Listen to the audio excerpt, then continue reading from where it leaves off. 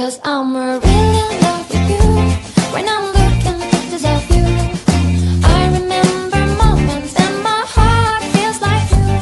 You've been a big surprise. My soul now feels alive. And now I know the thrill to fall in love. 'Cause this is real love. Hey guys, magluluto tayo ngayon ng okra wrapped with ano siya, yung beef slices. Tapos gagawa din ako ng shrimp, butter garlic shrimp. Lagyan muna natin ng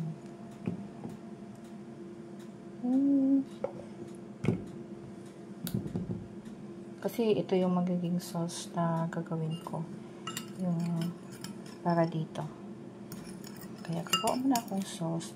Lagyan ko siyang kikuman, tubig, sesame oil, tapos oyster sauce. Tapos lagyan ko din siya ng konting. Hirap kasi pag luto ka, one hand lang talaga. One hand video. Ayan. Dito ako sa kitchen ngayon at ako yung magluluto. Hirap pag one hand. So, okay na ito. Tinikman ko na kanina yung lasa nito. Magluluto ako ng pachamba. Alam niyo ba yung pachamba? Like this. Okra, pinakuluan ko muna siya. Tapos, binalot ko sa thin slice na beef.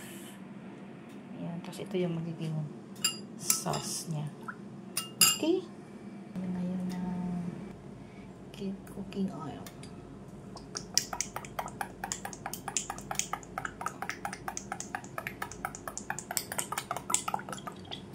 Painitin lang natin siya. Mantika. Saka natin ilagay yung ating yung ating okra.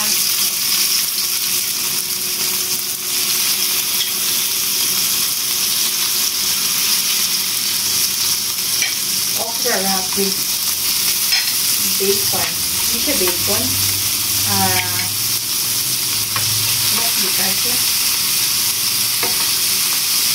Inaano na natin after kasi nakasunin.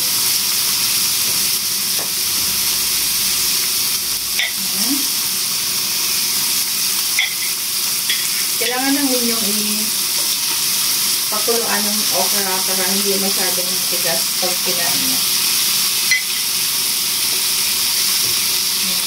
Tapos may kunting bacon dito.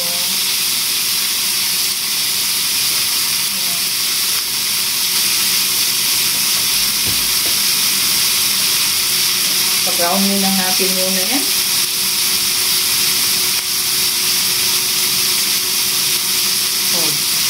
Check mo konti. Okay, ganyan. Para may sound. Okay lang. Ganyan lang. Okay, i-check naman natin kung mag-brown. Yan. Mag-brown siya. Iputin lang natin.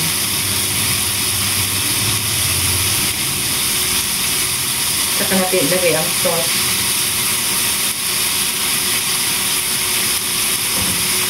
Taas na mga apoy kasi hindi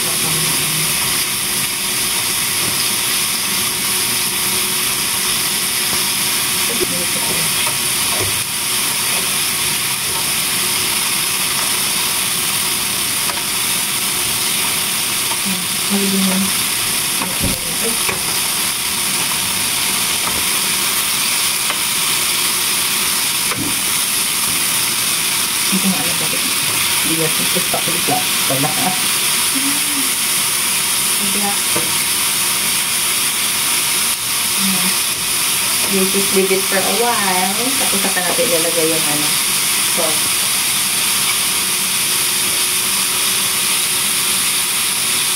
Tayo mo konti. Okay, konti. Basta mo na makukuha doon.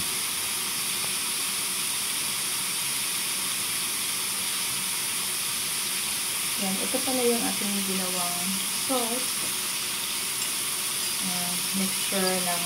Ay, lalagay ko pa pala ng ito pala. Ito pala yung isang ingredient na ilalagay ko. O, syempre, nilagyan natin siya ng hindi pa pala open.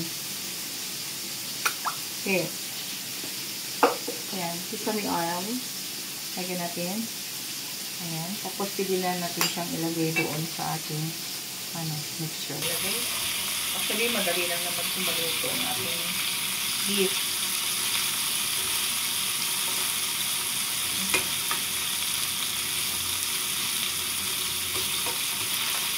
Okay. Pwede na yan. Hayaan natin apoy. Then, lagay na natin itong ating mixture.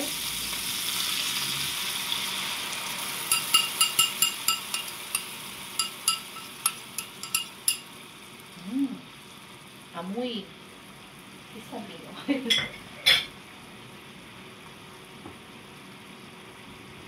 Okay.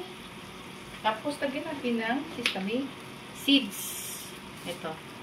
Korean ang aking gamit na sesame. Hinaan kong apoy kasi para hindi siya dumikit. Okay. Hindi na natin takpan. Okay lang yan. Hanggang maluto.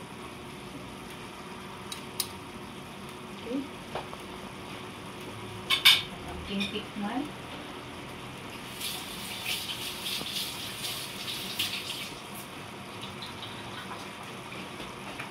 Taste, taste, taste.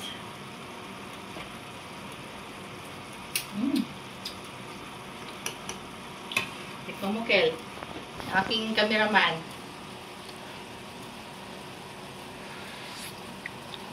Tara, tap yung tipla. Okay, tap mo na. Ayan na, luto na siya. I'm done cooking. Hindi natin i-overcook para hindi matigas yung karne after mong lutuin.